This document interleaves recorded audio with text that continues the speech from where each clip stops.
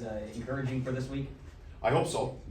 It's nice to see him out there. We've seen him a few games with to do the whole practice. It's an encouraging sign for sure. Obviously, a lot of guys still banged up. What's the plan for this trip? Who's traveling?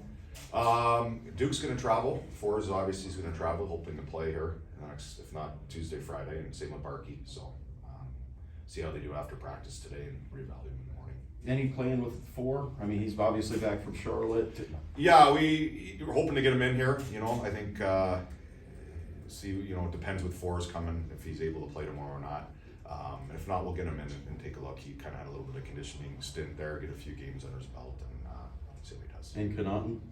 Connaughton, we placed Kevin on waivers today. Okay. So if he clears, he'll be going to Charlotte. You just have a log jam now. Yeah, we log jam, and I think this is the hard part of the business. I mean, he's been a great depth guy for him. He's a great person. He's a leader. It's just one of these things that numbers get in, and ultimately, if you can go down and play, he knows the position we're at, that we value him quite a bit, and if he can get his game up to a level that can help us, he knows he'll be back.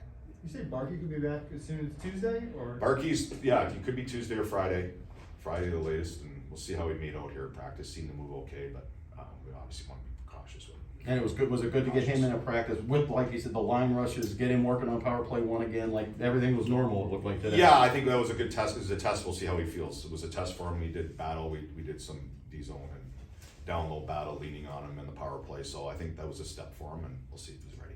With all these injuries, Jonathan Huberdeau has really stepped up, led the league in scoring last week. Obviously, he's a great player, but do you notice, especially this last week, there were moments when he maybe kind of took over games kind of by himself? It looked like it. He did, yeah. I thought he did every game, and this week especially. I mean, all year. And I think, again, being here this is my 3rd year with him, to watch him grow. I thought last year he really took a step in the leadership department, and there's nights and games and playoffs that he carried us on his back too. So it's fun to see. I love when he played the last 3 games. I think just had the puck on the string, and there's not many other players in the league as much fun to watch as he is when he's moving like that. You don't win for star of the week, whatever he's going to win today. For the way he's been, for the points and stuff, yes. Mm-hmm.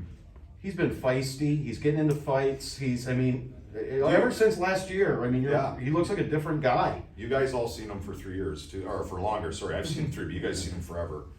He does look like I think he's taking on a responsibility that this is his team, and obviously him, Barkey and Eck, this is their team now, and they've taken that responsibility to another level. And I think he got a taste of success last year, and I think he's really taken this upon himself, and it's fun to watch him turn into the player and the leader that he is. Do you have to warn him a little bit? You don't want him in the penalty box for some 20-year-old 4th liner.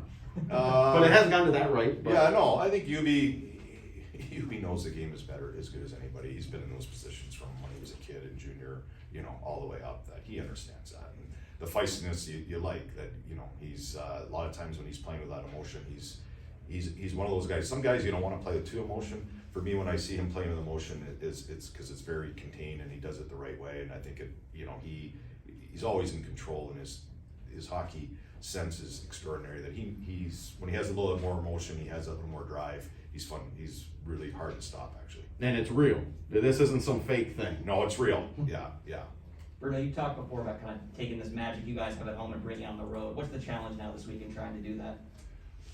Well, I think we just have to, our road record hasn't been great. I thought we played some really good games on the road. We just continue to do what we're doing at home and not worry where we're at, and we'll be fine. Are you looking forward to getting out on this extended road trip, a week out there, a little extra time between games? Yeah, I think it's, for this group, we've been at home here for 3 weeks for the most part, so I think it's good to get back out there and continue the good hockey we've been playing from home and carry it on the road with us. You haven't really been able to go out on the road in a few years, right? So it'll be, a little nice in that regard too. Yeah, I think we have to be, obviously cautious with what's going on through the league, and but it'd be just nice to, play some road games and get our road game, I think, a little bit better than it has been. This is a nice little trip though for you all.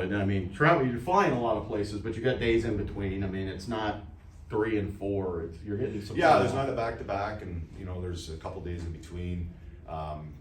It's travel in Florida hockey here, so it's it's they're hard to get those little, it's not like we're in the metro or anything where we can back to back all the time and get in early and things like that. So it's, yeah, it should be a fun trip. Road practices and all those are always good. Yeah, good camaraderie for the guys. I think, like I said, we've been here for 3 weeks. A lot of times you lose a little bit of that, you know, that kinship you have with each other. And when you get on the road, you're always together 24/7. So it's good for team morale and building.